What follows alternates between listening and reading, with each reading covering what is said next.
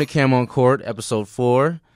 Got a special episode for all my viewers out there today. Got the men's basketball coach in here today, Tim Malroy. So, Tim, can you introduce yourself? Yeah, so like you said, Tim Malroy, head men's basketball coach here, Olympia native. Glad to be on the show. Very privileged. Glad to have you. It's a long time coming. We should have been had you on. You know, me and Tim have history. I used to play basketball, so. I think you still play, don't you? Oh yeah, not like yeah. Yeah, you played on the team for Evergreen this past season. Yeah. Can you tell us some of your brief history of just how you got into coaching and things like that, or how you and just how you got here in general to Evergreen? Well, not to be too long about it. Yeah, but just brief. I played sports growing up, just about all of them actually, and gravitated toward basketball and in high school, and was able to play in college at Western Washington University. I did graduate from Olympia High School here. So I did grow up in Olympia, which is great. Go Bears.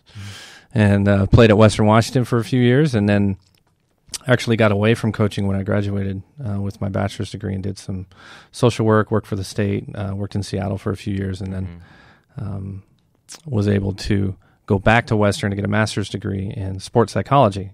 And when I did that, the coach that I had played for was still the coach there. And so I asked him if he wanted an assistant. I thought about assistant coach in basketball would be fun. Wanted to work with him because he was such a great guy. And he said I was more than welcome to assist with him. So as I got my master's degree for those 4 years, I was an assistant coach at Western and learned a ton and sort of caught what they call the coaching bug, the disease of coaching, as it were, and decided that with my master's degree that I wanted to be a coach as a career. And so once I had graduated with the master's degree, then it was time to try and find a head coaching job somewhere, and I landed in the community college ranks. Okay. Came back down to Olympia and coached at South Puget Sound for a couple of years. Wow. Yeah, and that was fun. And then was able to go up to Green River Community College in Auburn, and I coached there for 10 years, amazingly enough. And then just this last year, last June and July, the position came open here for men's basketball coach, and I was able to apply for it and get it and move back home. Yeah. So you just told everybody that you had your first season, I guess, coaching here at Evergreen. How was that? How was your first, I guess, your inaugural season here at Evergreen? You know, I know you guys had a rough season, but just how was it in general? You know? Yeah, I kind of look at it in sort of two sides of the same coin, right? It's coaching basketball, and you always want to have success on the court and win and be competitive and those types of things. And that part of it was a little dissatisfying. I don't think we won as many games as we wanted to, obviously. Yeah. But the other side of that coin, and the reason why I coach, is just the camaraderie, bringing guys together from different parts of the country or different backgrounds and trying to accomplish something as a group that maybe we couldn't accomplish individually, and establishing a culture as a team that we can be proud of and move forward with over in the next few years or the next coming years, however long I'm here. And that part of it, I think, was tremendously successful, and you were part of that. Yeah. And just coming in and giving the players an understanding of what my expectations were and what kind of program I wanted to run. And, you know, I could say that everybody embraced it. You know, you guys bought in 100%, which I know wasn't easy for guys that have been playing under another coach for a few years. And so I was really happy about that. And it's very exciting going into my second year here that we've already kind of got a nice foundation of things that we want to do and how we want to be perceived. Both on campus and in the community. I think we're heading in the right direction. That's cool. So you talked about just going into your second season. What do you feel is going to be something that you need to improve on as far as a team aspect, and if you need to, as far as coaching? Like, what do you feel like you need? Yeah, you know, I'm always feeling like I need to improve my coaching every year. Oh yeah, it's just something I want to grow in. I don't ever want to think that I've got it down. Can you ever peak as a coach? Interesting question. I think there might come a time where the amount of energy that you put in the off season in preparing and all of those things might decline a little, more of an energy or a burnout type of thing rather than peaking. I think as long as you are able to sort of reflect, get feedback from those people you trust. Like my coach that I played for, I always talk to him in the off season about, hey, this is what I was doing this year. What do you think about that? Wow. And try and get feedback from him because I really respect what he's done. And so if you're continuing to do that and you still get energy from doing all those things, I think you could coach for a long, long time, and still be successful. Rather than, it's not always about winning, but being successful is a little bit broader definition for people. And so I just want to be successful.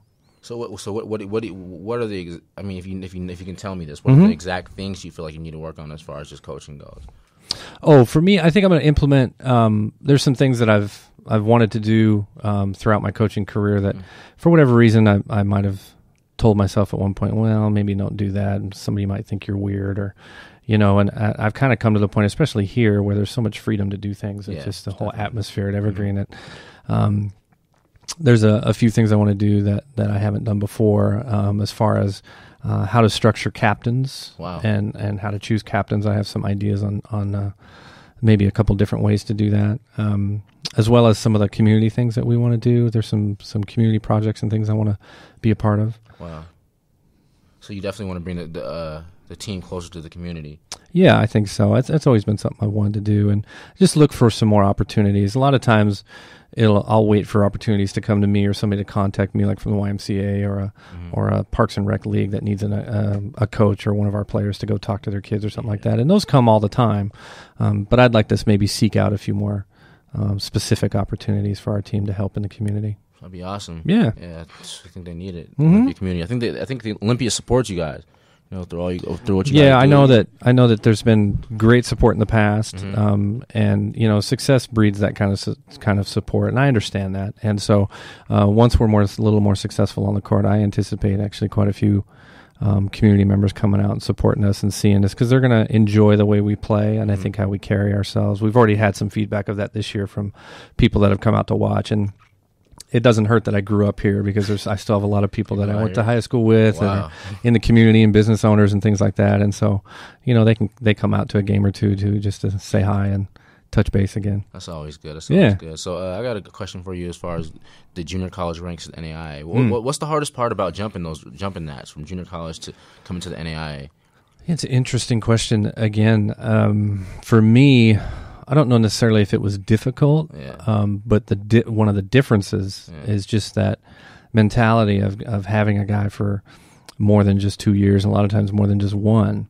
In junior college, a lot of times there's players there because they struggle, or because they either struggled at a 4-year college and had to drop out, or they couldn't get into a 4-year school, and so. Many times, even though they're at a junior college, they can't even make it for 2 years. They make it for one, and they barely get through, and then maybe they have to drop out and work and make money, or maybe they can't make the grades and those kinds of things. So oftentimes you're only getting guys for 1 year, which is tough. You learn a lot about how to recruit and how to run a system that everybody can pick up really quickly and things like that. But being here, you can tell guys are established. There's just a little bit different commitment level, I guess is what I would say. And so they're here. They don't have to be looking on the horizon for where they're going to go next. That's a huge thing that I noticed was a difference there, is that at junior college, guys are always worried about, well, where am I going to play after this? And can I play after this? And are you calling coaches for me and all that kind of thing? But here it's like, no, this is where I play. I'm a gooey duck, and I'm going to be until my college career is over. So I enjoy that quite a bit, actually. So with more time, you feel like you can implicate more things as far as into like workouts and things like that with the players, exactly. Establishing sort of the expectations in the off season that we've been doing this year, which has been great. Just having a core group of guys coming and working out every day on their stuff in the off season, which it's really hard to get at the junior college level.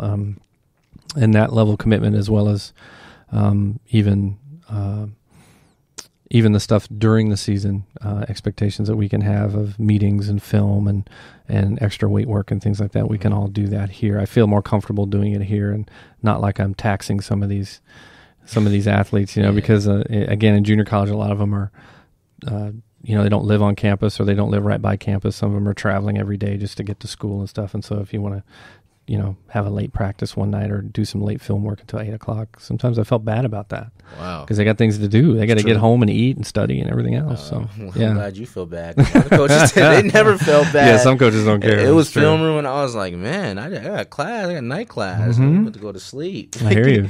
Yeah, it was rough. It's tough. So with the upcoming season, let's go in the player personnel direction. What roles do you feel like you need to fill as far as player personnel goes?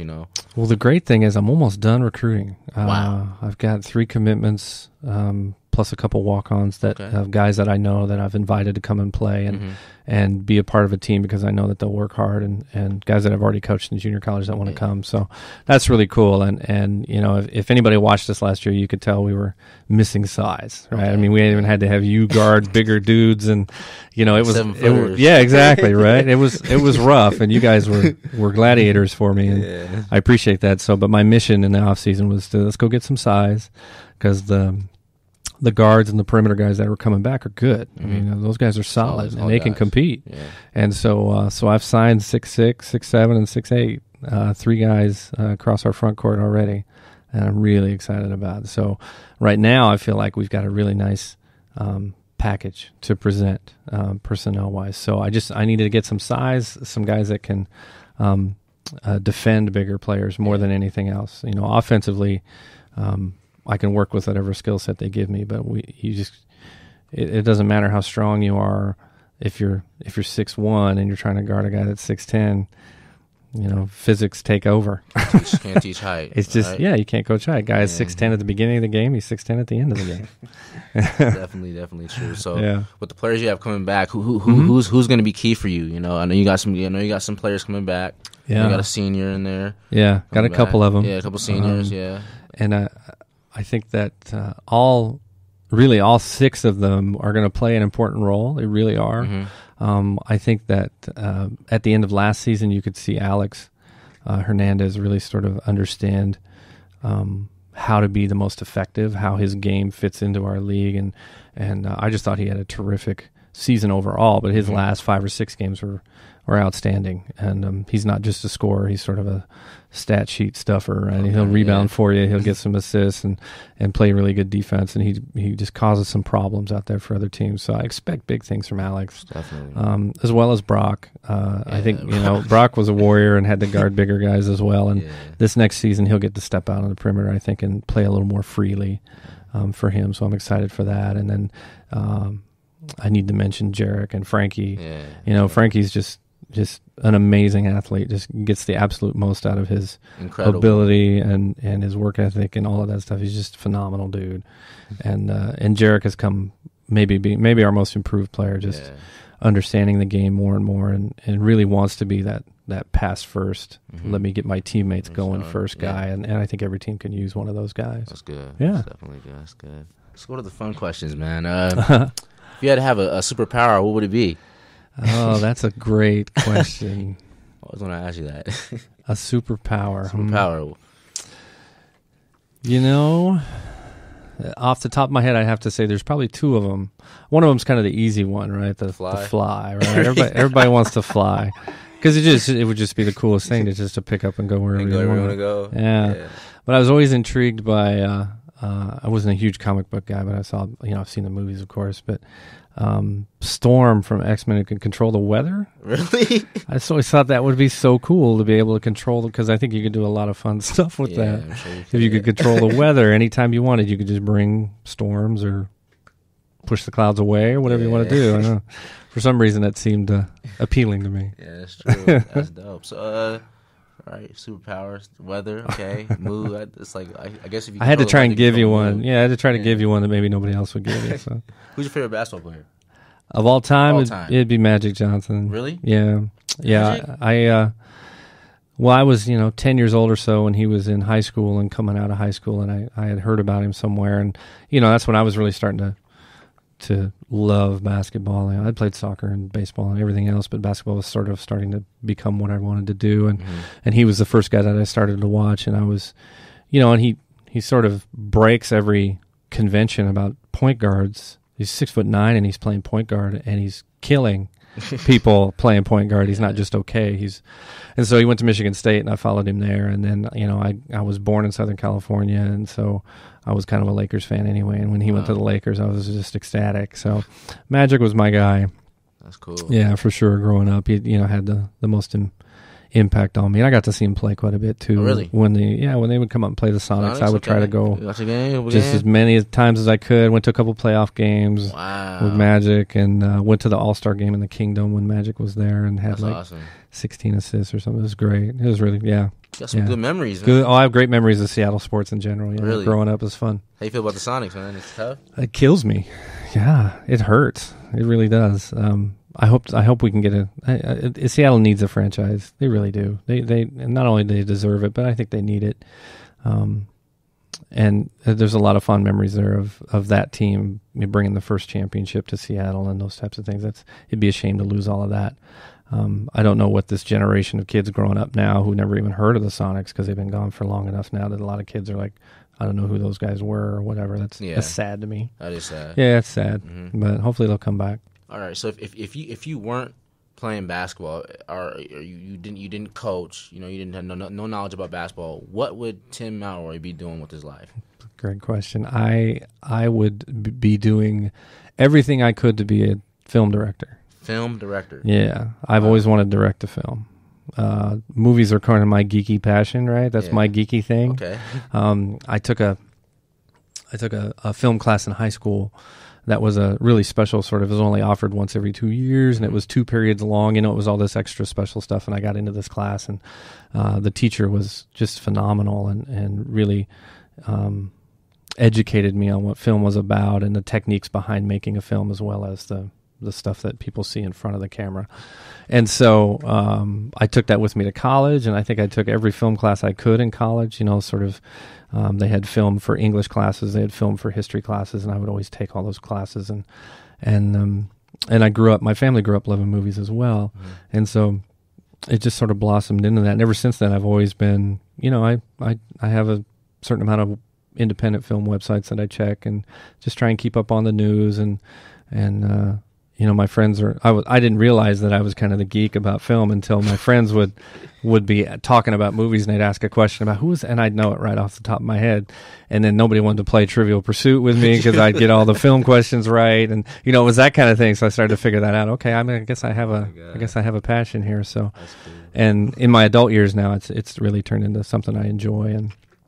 And I don't know if you were around when we watched a movie this past season. So I'll incorporate movies and stuff into the basketball team and stuff. That's we'll cool. sit around and watch movies, and not just sports movies, but other kinds of things that are inspiring or have a message that I want to convey, or things that I think will speak to where we are as a team and stuff. Yeah, I do that a lot. So that's what I'd be doing, writing or directing. That's awesome. Not acting. That's not me. What are you into, like gangster movies or things like that? No, I watch everything. Everything? You're really into movies. Yeah, I mean, just film history and film appreciation, black and white, foreign films. Wow. It doesn't really matter. I really enjoy, though, what I found. I really like a good scary movie. Really? Yeah, a really good scary one makes you jump. I love those. Yeah, unfortunately, there's not a ton of really good ones, but the good ones that have been coming out lately they're great. Yeah, I enjoy those. So I got one more question for you. Yeah. All right. So, if you were to leave this earth today, what's the one thing you want to be remembered as? Like, what do you want people to remember you for? If this was your last day. Jeez, Cam. Wow. Making me think a little much here on a Wednesday afternoon. No, got to. It's good though. Cam on court. We got the real questions. Hey. I appreciate that. Yeah. For me, it's about. I think it's about kindness to others and compassion. I'd like people to think that I was kind and compassionate to others, no matter who they were, right? And that I always had time for other people. It's important to me. It's part of my value system as a Christian too, to grow up that way. And it's something because of my value system, we're called to do that, right? It's called the commission, the Great Commission, not the Great Suggestion. It's a commission. We're supposed to do it. So I hope that's what people would say. I try every day. I'm sure I fail quite a bit as well, but I'm gonna keep trying as long as I live. Thank you. Thanks, Cam. Thank you for having me. Come on, you're gonna have me back, right? Oh yeah. Beginning of the season. Yeah. Yeah. Most definitely. Thank Love you. to come You back want to tell anytime. the viewers anything before we? No, just look for the Gooey Ducks, man. Just come out and support us. We're going to be, we're a lot of fun to watch. You'll never see a team work harder. You can speak to it. And practices. Yeah. Yeah, practices are the hard part. The run-in. Yeah, the 310 to Yuma. Yeah, it was hard. See, it's a movie title, right? I had to name it after a movie. Man, I didn't know what that was, but after I was done, I was like, I know what it is now. That's good. That's good. Yeah, so I just really hope we can get some support, and I think we're a team you can get behind, both as a student body and as a community. Yeah, appreciate the time. Oh, yeah, most definitely. Great coach, great man. I wish you the best of success in the future. And I think appreciate it, man. You too. You guys have the foundation, like you said. And it's good, man. You're a great guy. So Thanks, Ken. I appreciate it, bro. All right, anytime. Yeah, that's it for Cam on Court today. It's a wrap. If you're interested in more Cam on Court videos, you can always check out the YouTube pages of Karissa Blunck or me, Cameron Faison.